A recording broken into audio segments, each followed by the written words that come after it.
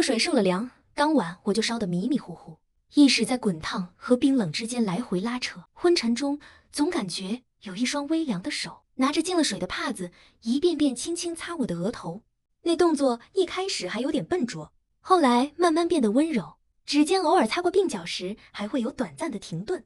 等我再醒过来，已经是黄昏了，夕阳的光透过窗棂洒进来，给寝殿镀上一层暖金色。我想抬手揉揉眼睛，却发现右手被一只温热的大手紧紧握着。顺着手臂看过去，我直接愣住了。陆璇居然坐在床边的脚踏上，他还穿着昨天的长服，皱巴巴的，眼下挂着明显的青黑。他就那么握着我的手，用一个看着就不舒服的姿势，睡得很沉。我盯着他熟睡的侧脸看了好久。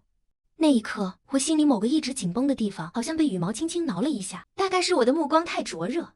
他的睫毛颤了颤，缓缓睁开了眼。四目相对的瞬间，他眼里还有点刚睡醒的茫然，下一秒就恢复了清明，松开我的手，站起身。他声音沙哑的厉害，伸手探了探我的额头，轻声说：烧退了。又叮嘱我记得喝药。说完就转身要走，我鬼使神差地叫住了他。他回头看我，眼神里带着询问。看着他被夕阳勾勒出金边的轮廓，我喉咙发紧，最后只挤出2个干巴巴的字：谢谢。只是轻轻嗯了一声，就大步离开了。我坐在床上，盯着满室的余晖发呆，右手掌心还残留着他的温度。